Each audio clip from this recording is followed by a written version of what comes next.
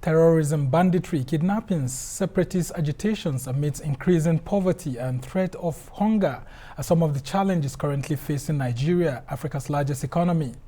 The picture of what's happening on the ground is grim, and the level of insecurity is disturbing. Security forces in the country are not just overstretched, but mostly underfunded.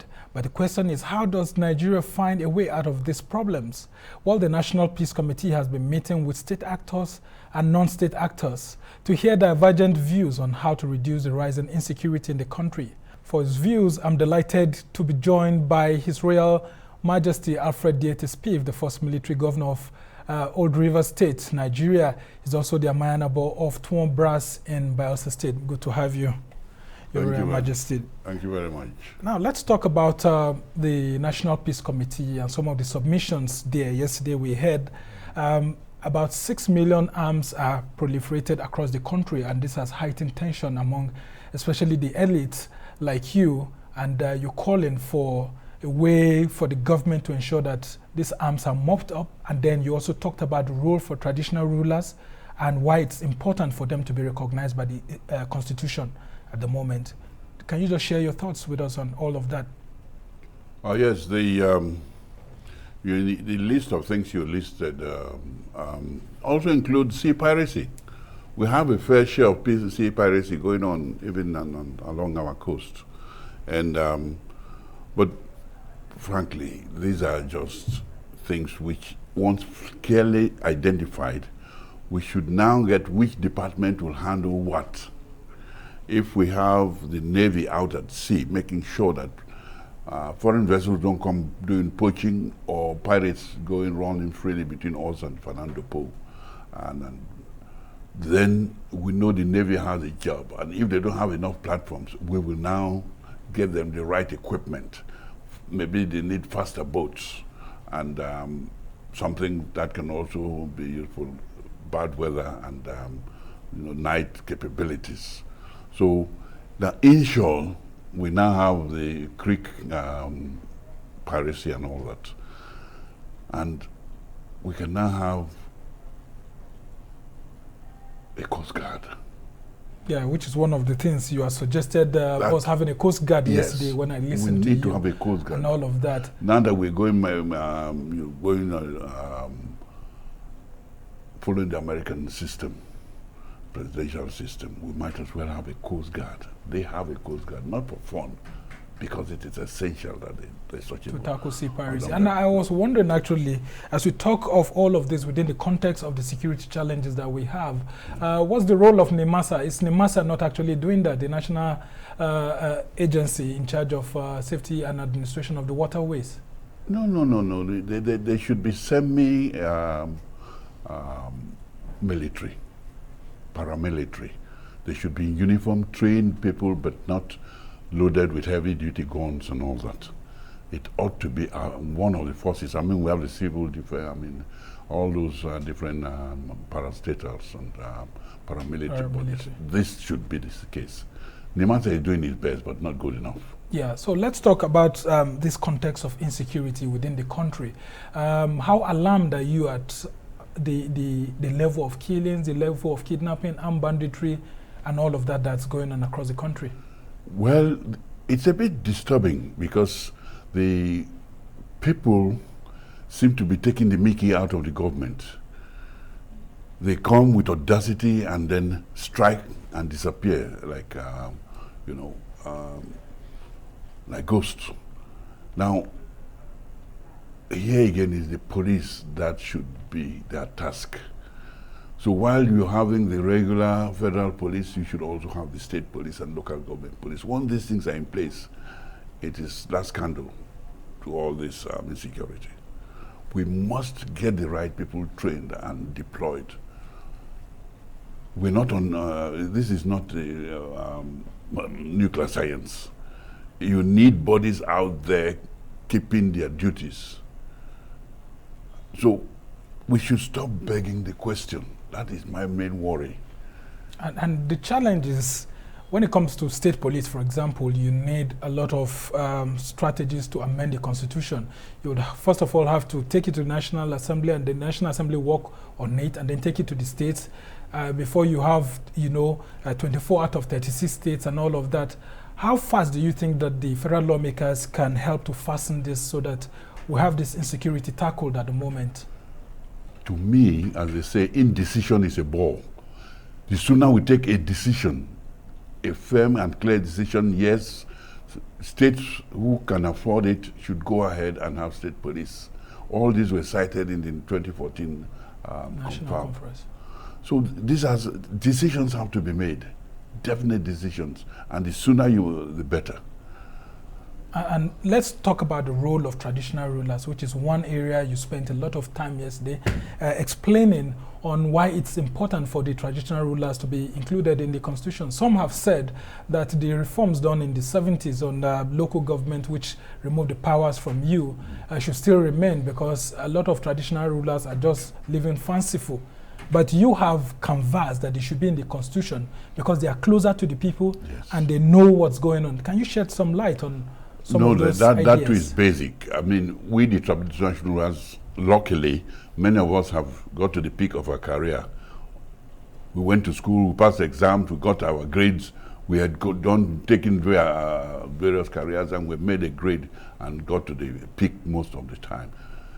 But for that, we would have just shied away to go and stay and sit on stools and watch Rome burn. You cannot treat traditional rulers like non-entities. They exist. The French Revolution decided to kill all the noblemen. The czars were killed in Russia, But monarchies are still exist in other parts. America had never enjoyed monarchies. That was the argument, that since we're going presidential, we should also remove monarchy. It's, that's a very dumb way of doing a thing, but that is what happened. That was the main argument, that we are going presidential, so there should be no monarchy, to remove anything concerning traditional rulers. If your child is in school and his name is not in the school register, that child is not in that school, definitely. So it is really unfortunate that since 1999 we've been saying this thing. We're not slept on our rights. And yet nobody wants to look at us and accede to our request. The sooner the better. We're doing our best, but you must command respect. There's enabling power. Traditional rulers are those who are there as their kings, obas, or benemenes, who are the closest people to the grassroots. So they should be given the necessary powers and recognition. At the moment now, we are not even in a protocol list. Even the churches forget to pray for us. Very interesting indeed. It's that pathetic. So really, I don't know what the traditional rulers have done or not done, but it's something that ought to be attended to. Okay, we'll just have to go on a short break right now. When we'll come back, we'll continue. You're still watching the Arise interview. Plenty more still ahead. Stay with us. Welcome back to the Arise interview. Nigerians have been urged to avoid actions that may lead to war, to pursue peace and eschew violence at all costs. Despite being faced with onerous security challenges, the National Peace Committee has been meeting to find out the causes of the conflicts in Nigeria and how to mitigate them. The committee aims to propose concrete suggestions that can point the way forward, suggestions that can inspire more confidence among Nigerians and ensure that the country remains one.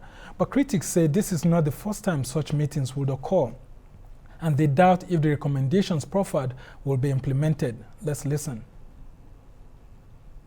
Text messages, and yes, there was a shooting there, there was shooting. In fact, some areas, you find out that there wasn't any shooting at all. But people just keep reporting this kind of bad news. And I think security is our jobs, everybody, right from security man at your gate to the boss himself. We need to be reporting any suspicious, activities.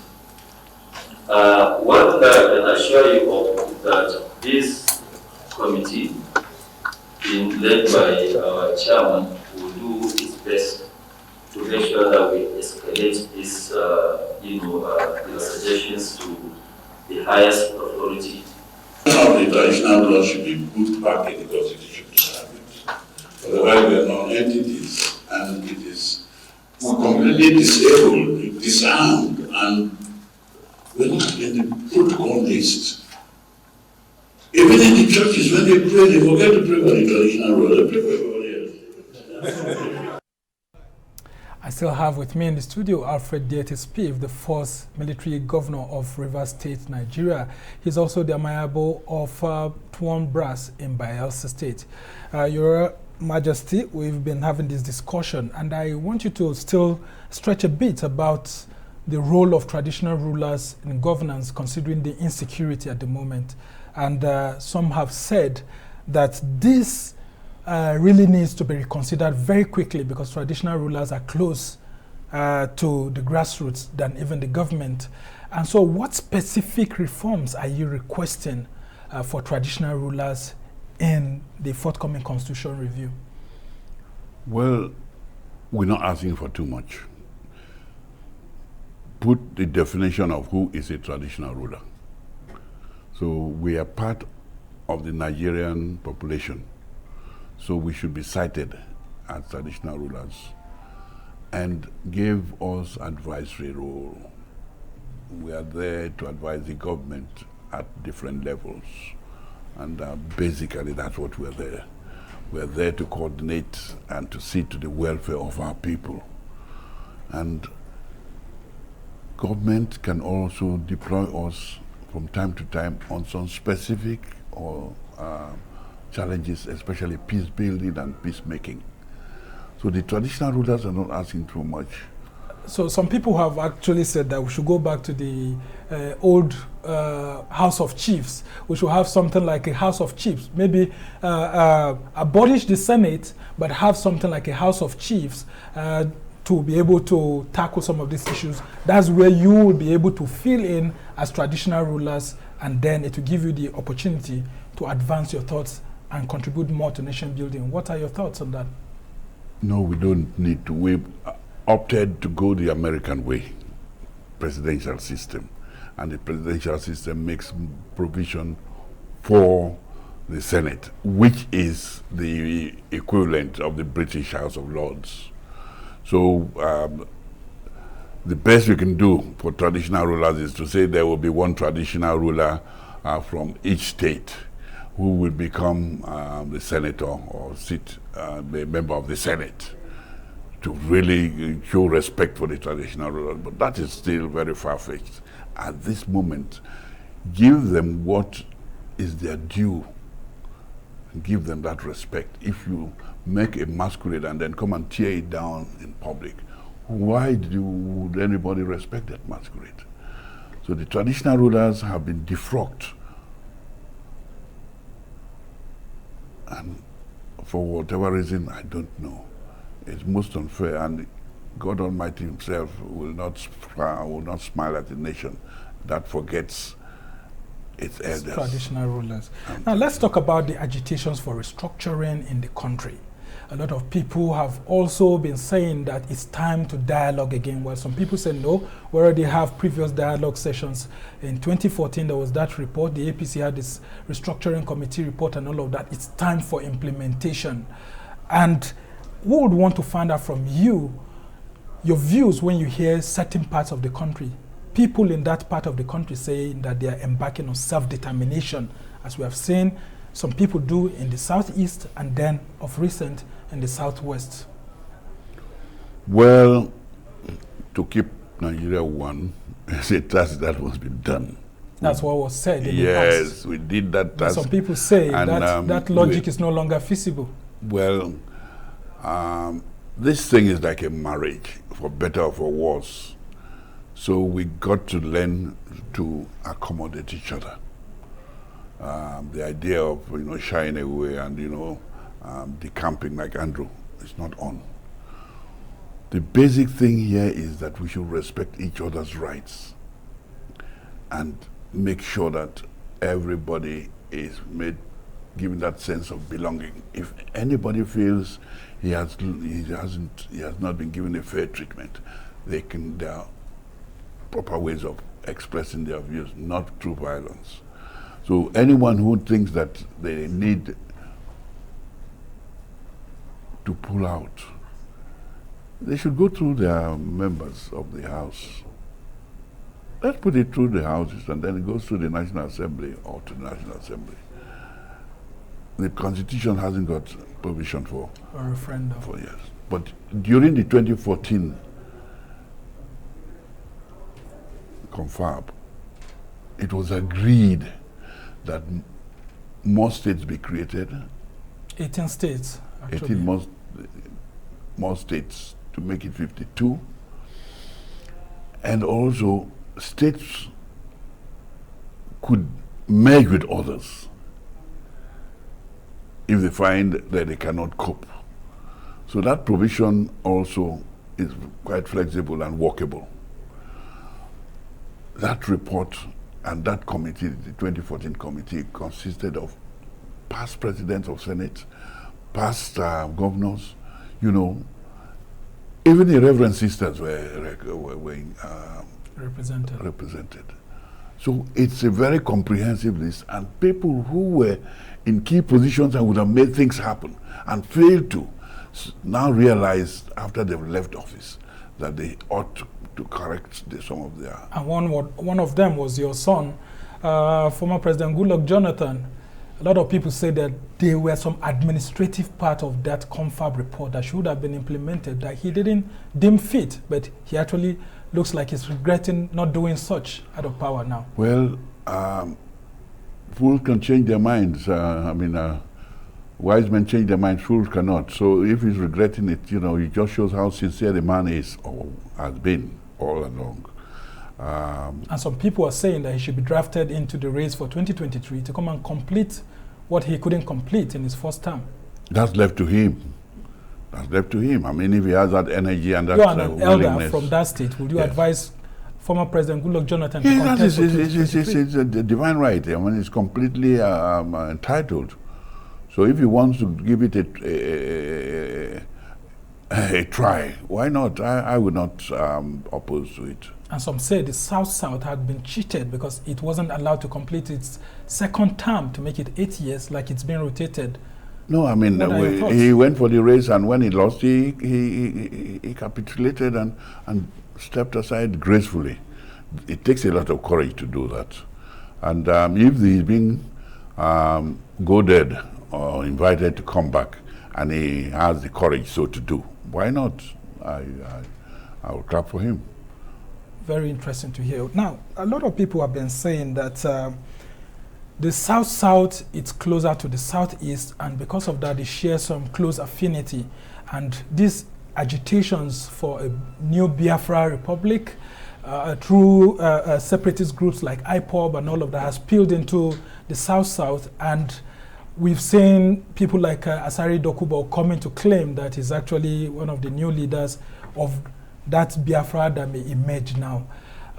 What are your thoughts as elders from that region on this separatist agitation that's eating into the South-South now? Because a lot of people don't even remember that the first component part of this country to have declared a republic was actually the Niger Delta Republic by the late Isaac Boro, before we now had others doing that. What are your thoughts and way out for all these agitations from that region? Well, the South-South don't believe in secession.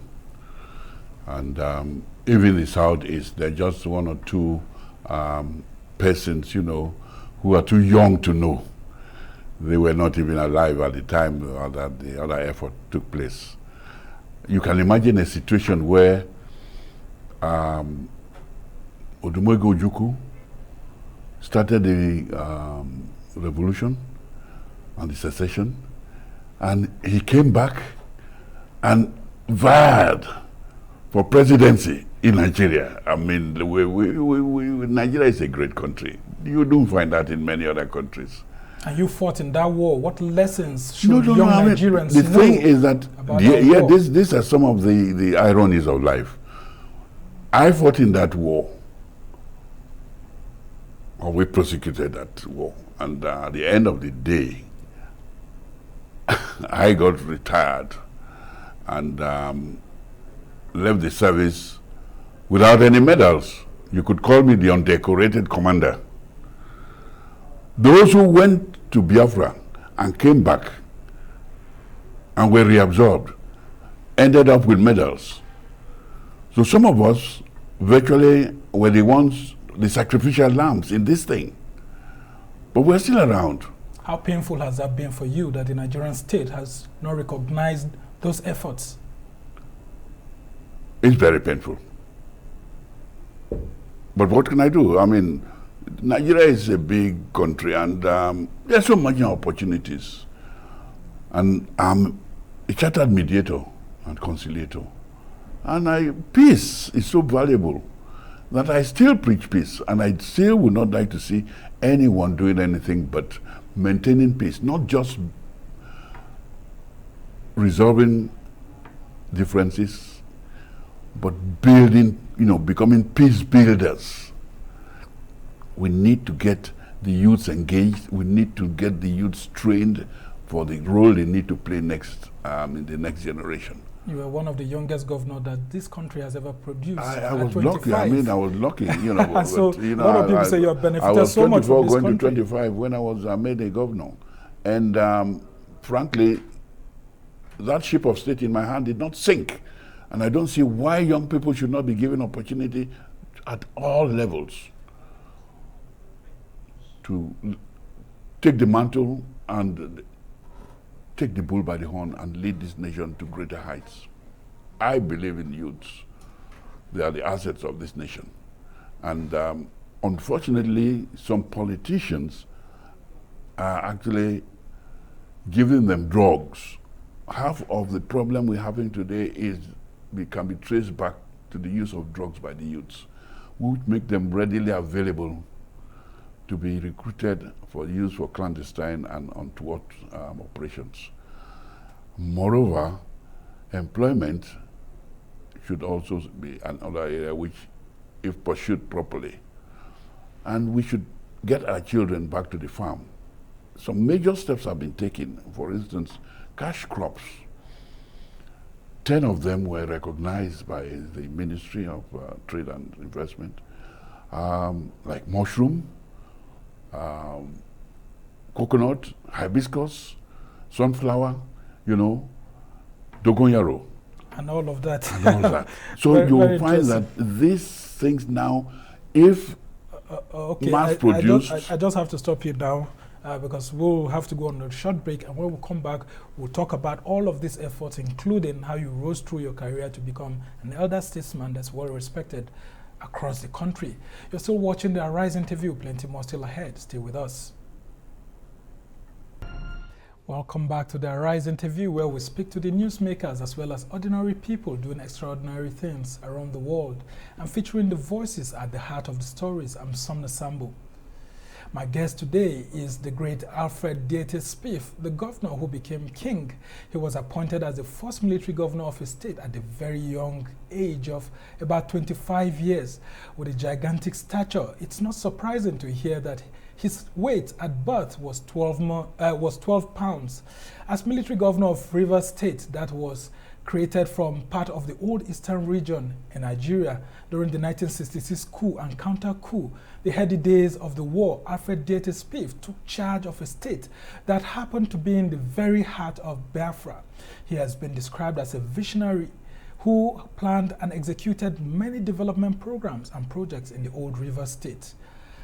Well, I still have with me here His Royal Majesty, and it's so good to hear all of this being said about you. How did it feel governing a state at that young age of about 25? I mean, a lot of Nigerian youths will almost think it unthinkable, saying that cannot happen in these times. But when you were in charge, how did you relate with your senior superiors, people who were older than you, but here you were serving as their governor? Well, it was quite interesting. Actually, I was still a bachelor. Very interesting. And I was the president of the Lagos Motor Club.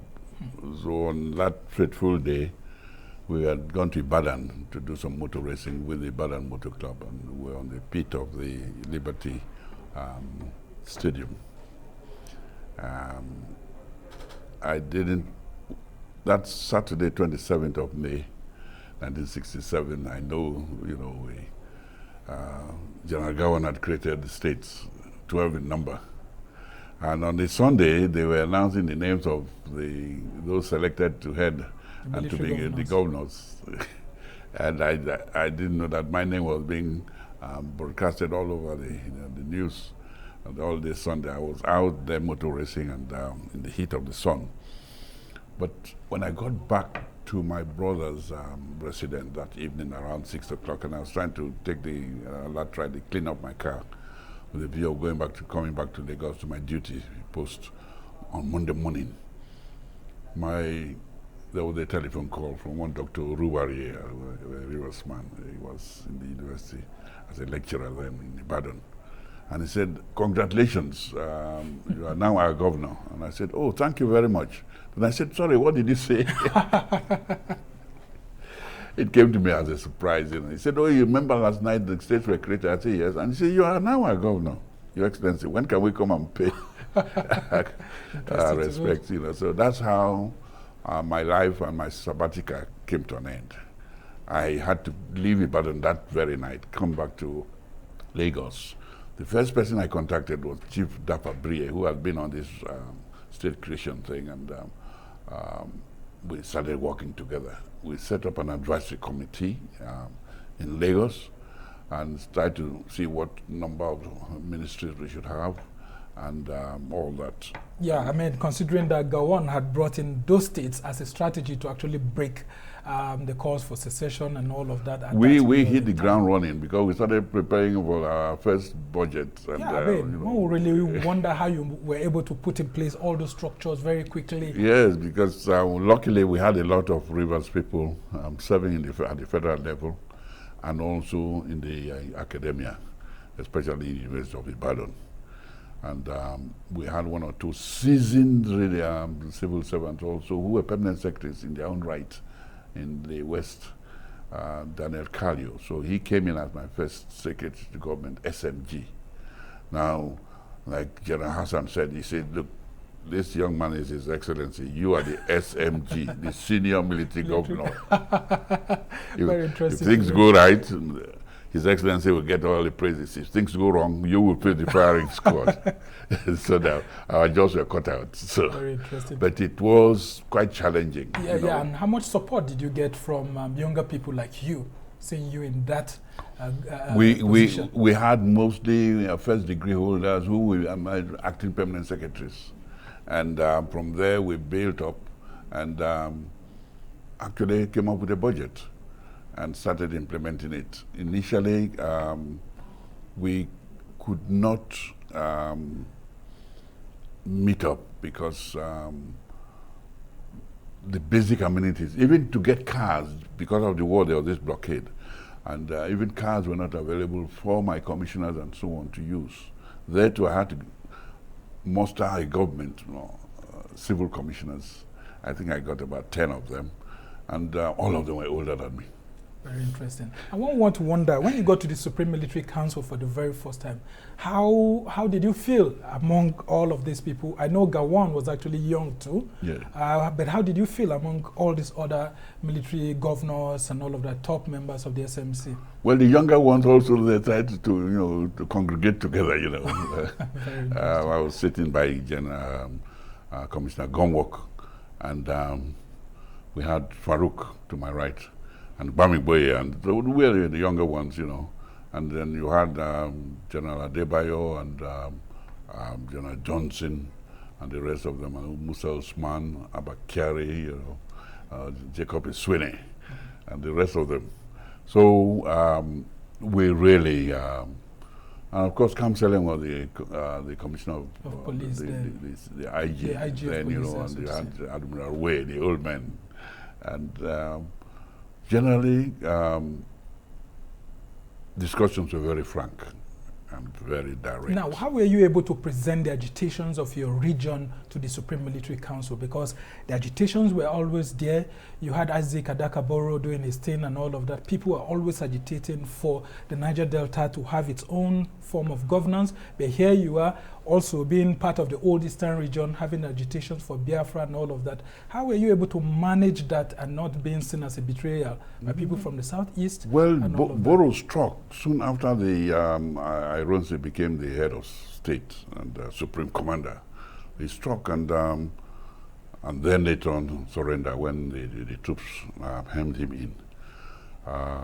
And they all were brought down to Lagos and trained and retrained and reorientated and sent back to the field as field commanders with field ranks.